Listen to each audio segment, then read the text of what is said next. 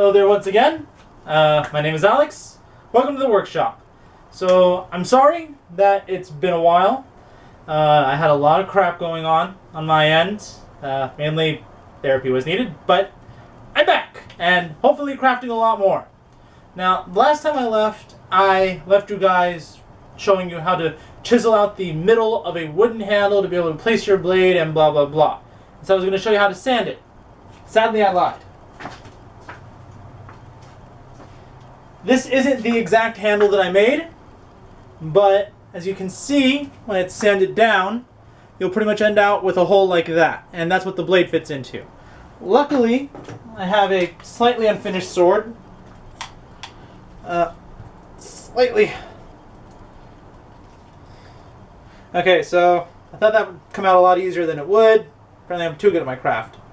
Anyways, so basically what I did for this one was I made the handle the exact same way. It's not as nice, but this is a quick one just to test something really quick. And then the guard, as you can tell, is a Cutlass style guard, or a half cup as I'm calling it. Basically all I did was just I took a piece of PVC that I had lying around.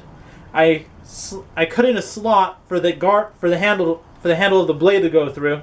That slides in, goes into the wood, and then I basically, while it was still hot, I basically molded it around my hand. I didn't have my hand physically here, but I heated it up, bent it, and then I drilled a hole in the bottom. This is actually like a little knob for drawers and stuff like that.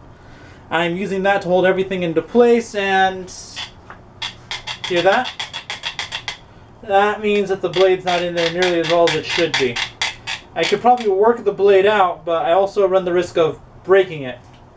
If you look right there, that's already a crack. This is one of my not nicer blades. Could have done a lot better on this, the physical blade itself, but this one is a blade that pretty much uses all of the exact same principles, and it turns out a little nicer. Case in point. Notice how you don't hear anything that time. So I did the exact same thing, only on this handle. So originally I had made this handle for that sword, but the way that the wire wrap sits and the exact spacing of it, I didn't like that. So I made a second handle, and using a Sharpie this time rather than just going at it with a Dremel and file, I actually drew where I wanted it to go, and then just laid it in. Now if you look closely, the wire's actually braided. That's just a design choice. It doesn't add like stability or anything like that. I just thought it looked a little bit nicer than just twisting the wire. The guard, this part, was made almost exactly the same way that this one was, except when it was all right here in the front, I took my Dremel and cut in 2 slots, making these 2 pieces. I then took my heat gun and only hit the end one right here. And, oh dear. I forgot that paint's still wet. I'm bleeding. Just kidding. Anyway, I basically hit that with my heat gun and then bent it out by hand. And then the second it was right where I wanted it to, I had a bucket of water that I plunged it into. The water pretty much instantly cools it, doesn't do any damage to its integrity or anything. It just makes it nice and hard quicker. I did the exact same thing to the middle one, and there you are. The handle has been blackened with a stain. I'm personally partial to Minwax. And this end piece right here, give me a second. Alright, that end piece was actually, where did I...